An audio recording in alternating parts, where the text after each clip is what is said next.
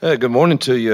Man, we've had a full morning. Excited about opening SEC play at home in Jordan Hare.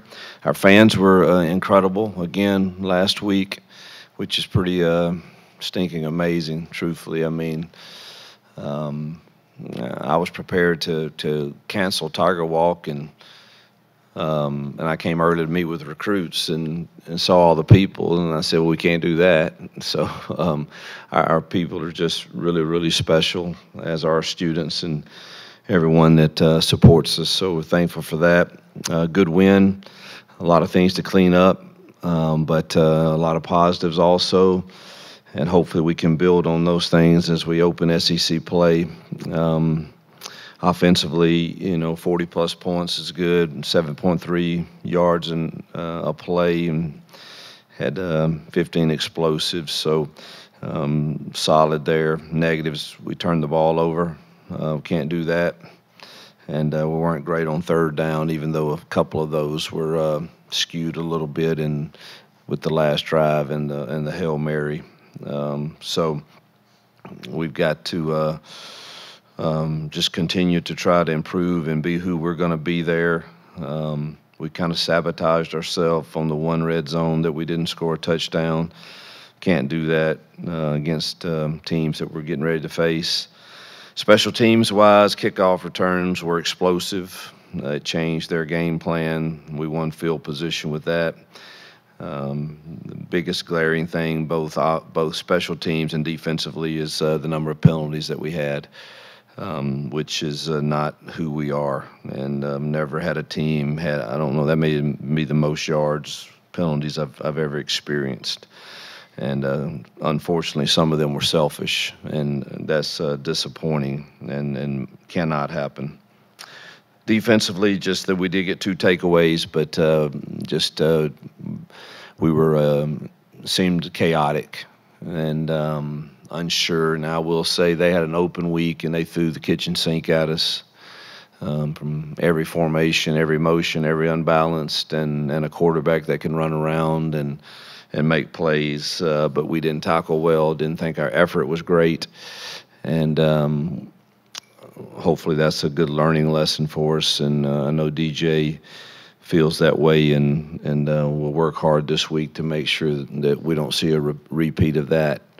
But a win, and hopefully we can build upon that as we turn our attention to what's a much improved Arkansas team. This quarterback is another one that's going to run around and make a lot of plays, and they've got a really good offensive scheme that makes you prepare for a lot of different things, and experienced coaches that have done this a long time.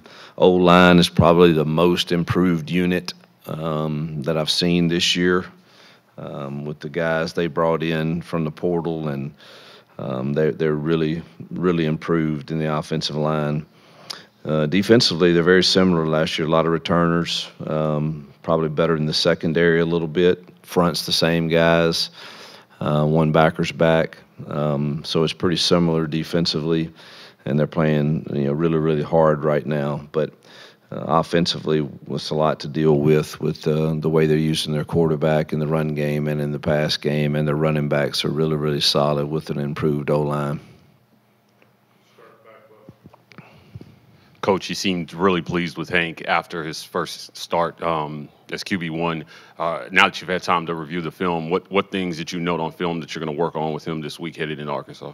Well, the game plan will be a little different, and so you won't, I won't spend too much time. None of us will. After we clean this tape up today, we'll do the few corrections that he had. Truthfully, he had three things that we need to get corrected.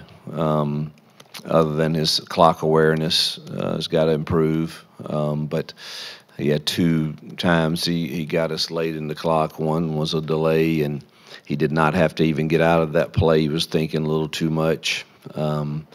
So awareness of clock stuff, but the things that the three things that he did there. One was a really poor choice on a rollout pass. Can't do that. The other two were not not necessarily bad passes. They're just a better option. Um, on certain things, whether it's you need to throw into pressure here, or you did not need to check out of this. It was not man coverage, and you got, that just comes with experience, and those were really the only three things. He got us in the right runs. 100% of his checks were right. So his decision making was good. His execution was good. Could have had a higher percentage of completions, I think. Had a drop, by Perry, and had a couple wet ball issues probably that hurt him some there at the end of the second half, as we had no timeouts and we weren't getting a dry ball in. But I was pleased with his first performance for sure, and next week will be a bigger test for him. Hugh, defensively, the first half, you guys have given up a pretty good amount of points and yards this last two games, but the second half's been different. Have you sort of pinpointed anything, whether it's preparation on the front end or good adjustments at halftime? What's going on there? I definitely think DJ and his staff are one of the better staffs at adjusting at halftime, but they don't lack in preparation effort either. It's just they had a lot to prepare for this, and we didn't see a lot of this. All of the X-off motions and extra tackle in the game. It was just a lot coming at us pretty fast there in the first half, but no excuse for us. Several of those plays, we're in post-high safety, and the high safety, when the quarterback starts scrambling around, decides he needs to not be a post-high safety anymore, and let me run up and try to help my friends on. No, if you're deep, you stay deep, and that happened twice. And that's our kids have to understand that and execute that. If we're in one high and you're the post safety, then be the post safety. And that hurt us a couple of times, and we didn't contain the quarterback very well. I thought we looked sluggish, whether it was the wet field or turf or too much workload. Dom got me all the stats from last week on what all of our GPS stuff says on our workload, and it was heavier, probably because we chose to practice in a manner that we let the play go on and on with a quarterback running around, and it looked like we were tired. I thought we played slow and not very disciplined, too many penalties, and we're not playing with poise when we're in position to make a play as a DB, and that's what I felt like. But to answer your question, I think DJ and them do a really nice job of adjusting at halftime. You mentioned you worried about Brandon Frazier's condition. Just do you have an update on him, and then the other, Cam, and Tutal? Yeah, he's unfortunately having surgery tomorrow to put a pin in his foot, so he'll be out an extended period of time, which hurts us. He was really playing at a high level for us, so that's disappointing. I hate that for him, and hope he can make it back and for some key games down the stretch for sure. Cam, too tall, too early to tell. Hopeful for sure, but too early to tell. Yes, but Ken, I would expect would play. He probably could have gone. We just chose to try to hold him out if we could. His is just a calf strain, and I feel confident he'll try to go this week. With Brandon out, how valuable does Micah become, and how much have you seen out of him from an improvement standpoint? He's definitely improved. He's matured in handling how you go about doing things in general, and we're thrilled we have him. We're going to need him a lot now. He's going to play a lot of snaps, and between he, Rivaldo, and Luke, and there's different skill sets, and we kind of use them all. We're going to move someone else in that room for our big, when we really want to go big at tight end, and we were actually just getting to that discussion before Kirk came to get me and told me it was time. So, but we probably need somebody to be able to put on a jersey that resembles some type of tight end.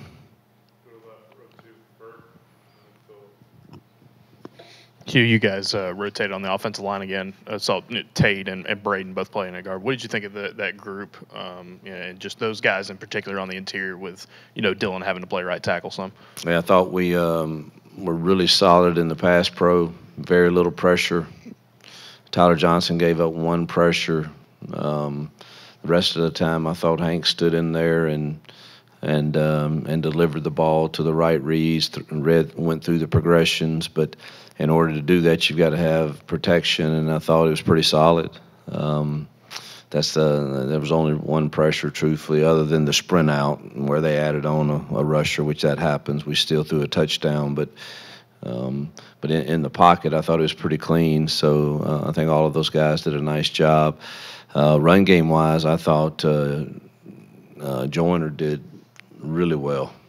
Good to see a young kid. Here's the thing that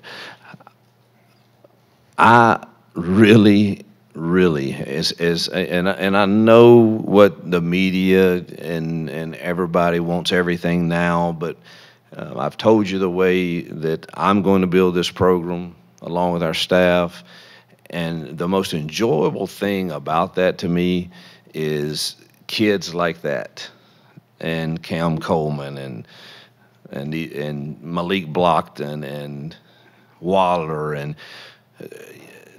they don't even know anything about this entitlement syndrome yet or anything. They just love playing for Auburn. And that is the culture that we want to build and win with. And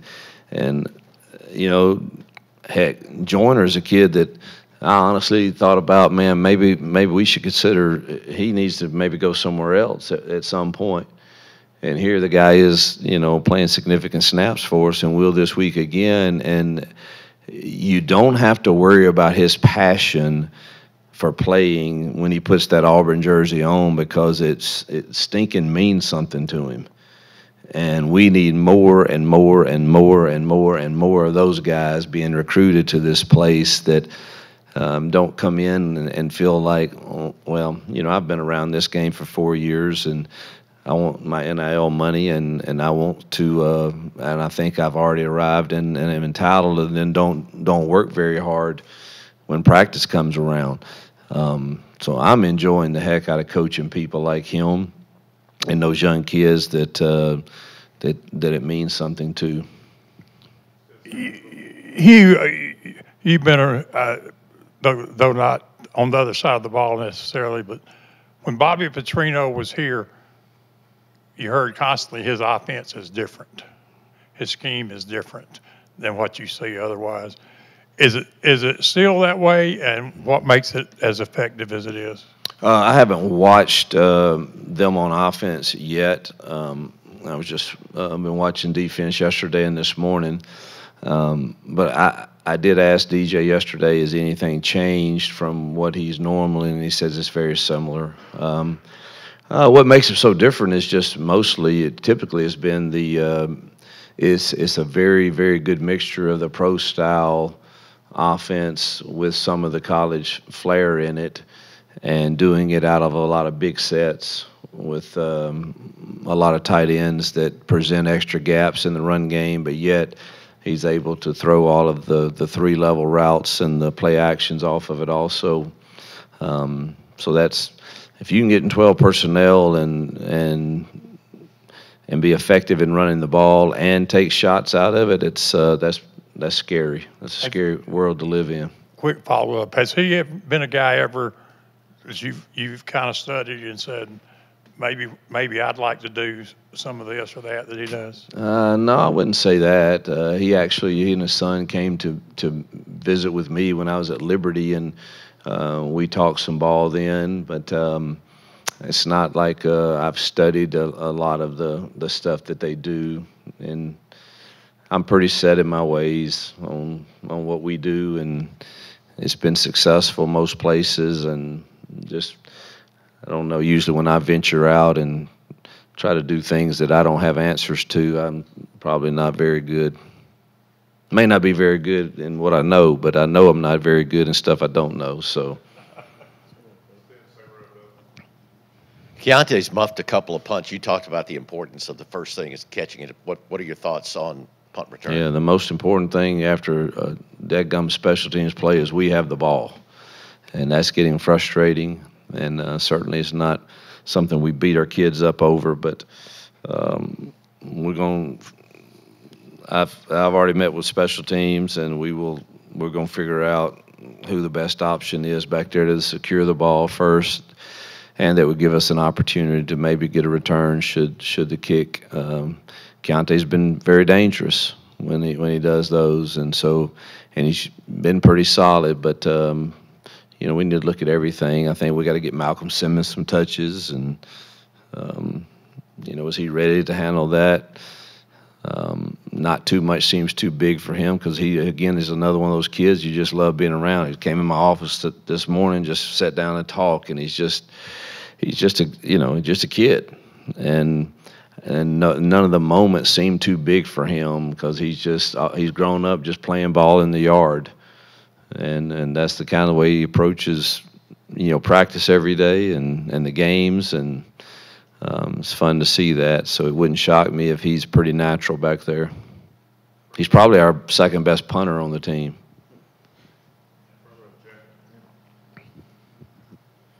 Yeah, you guys run a lot of like a 3-2 front. I don't know what you guys call that. Some people call it a mint or something like that. That's mint would be 4 down, but yeah, I got you. Whatever. You guys run 3-2 box. I've been doing that more in the last few games. Odd wide. Tell me about what advantage you think that gives you, because it seems like on the perimeter it's hard to get out there. Well, it's only good against certain things. I don't think any of us believe that that's the answer. If you're playing 12 personnel Arkansas, I don't think you're going to, see us in that. But this team was you felt like we could stop the run pretty much against them. They did get some explosive runs against it, which is, it's a light box, and I like running against those boxes. I called several the other night against their 5-man boxes, and we had some real explosive runs.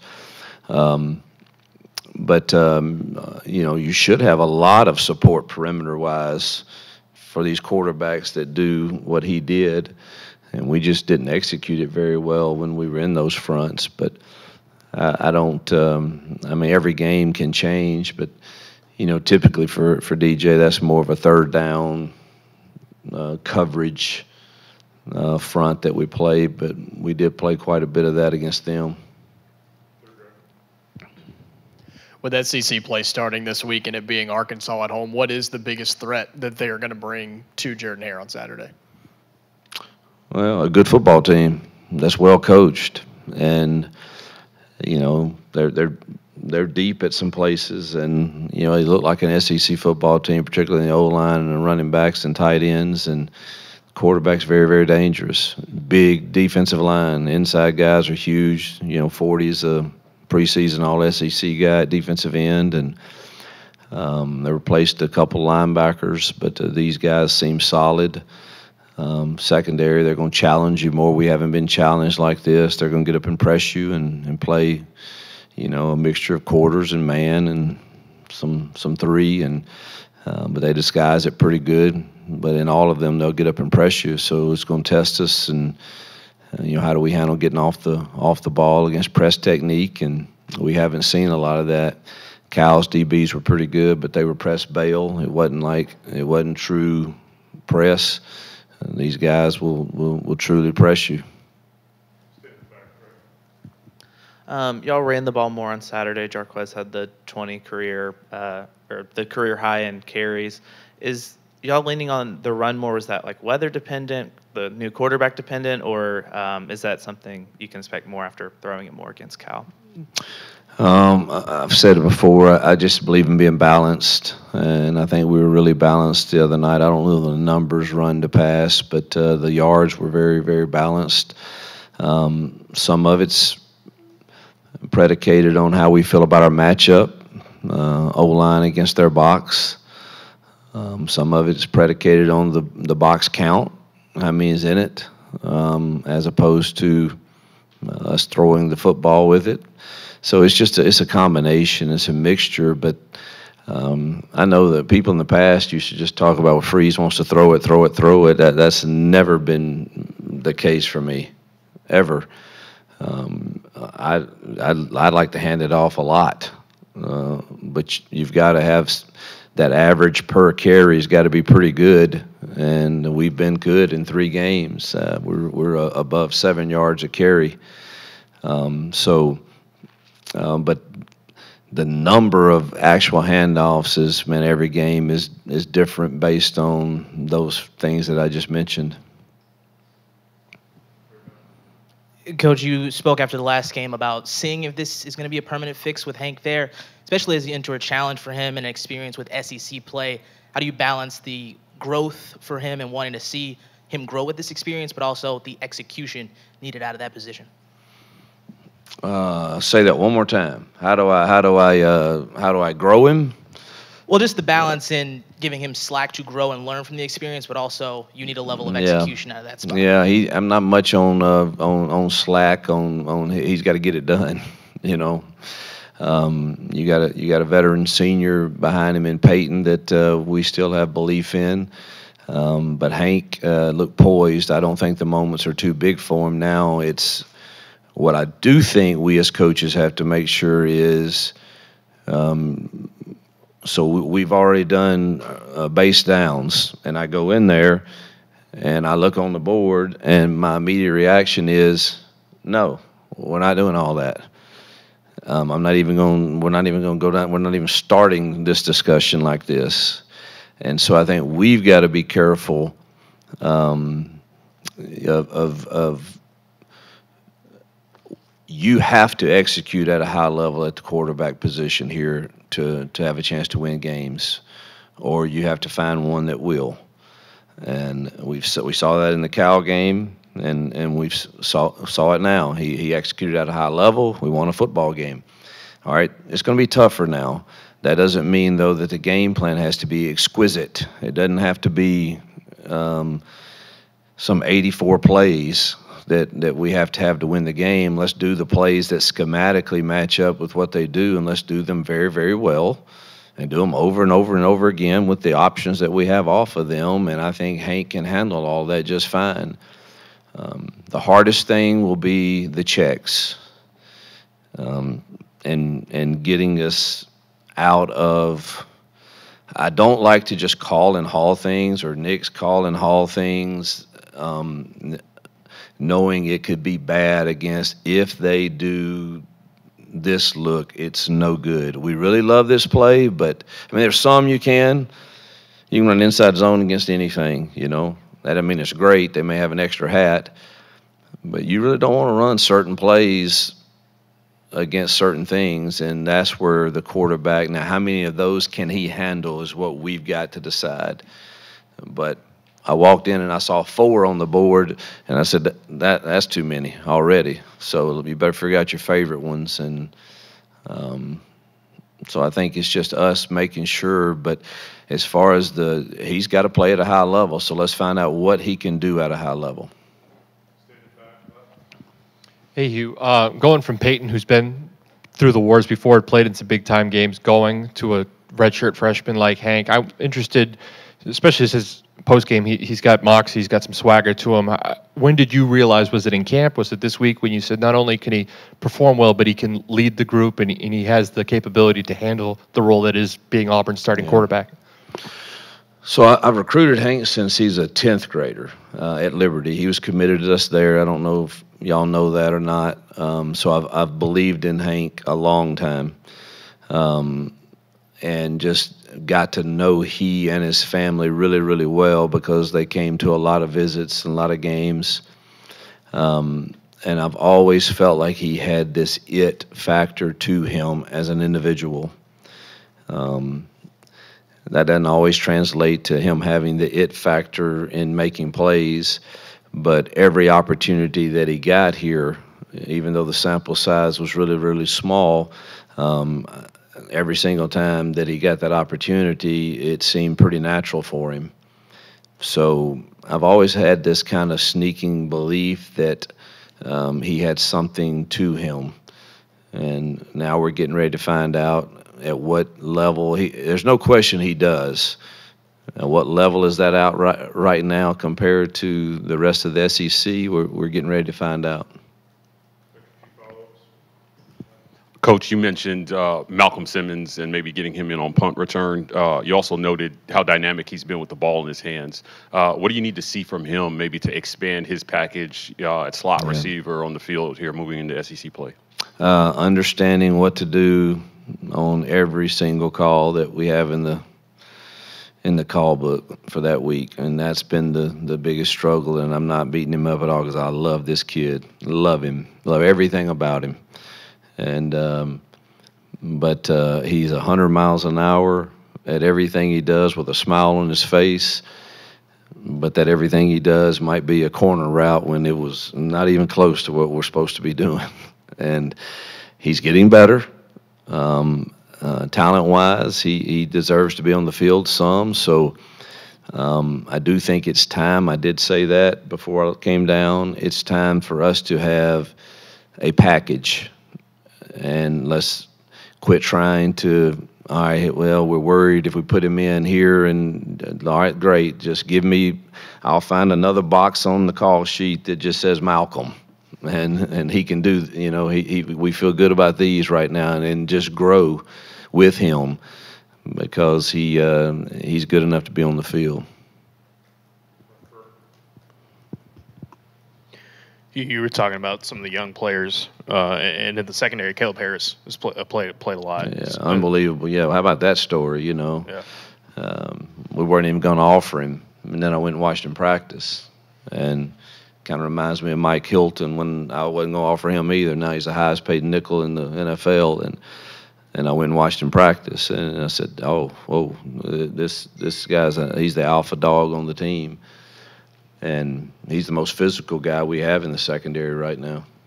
How much do you like not only him, but some of the younger guys in that secondary, guys that you know we're going to have to step up this year, and how they're kind of growing here these first few weeks? We still have growth to take place. I don't think we're playing with great poise back there or discipline. Our eyes are in the bad spots at times. We're handsy. I thought Jaden Crawford came in and did really good. We didn't put him in until the fourth quarter, but I thought he played really solid and looked under control and poised. You know, obviously Kaylee didn't play, and we need him to play well there. And it's something I'm selling to the 25 class is we need a couple of big-time safeties and big-time corners to come in and help us in the 25 class, and they're out there. We just got to get them.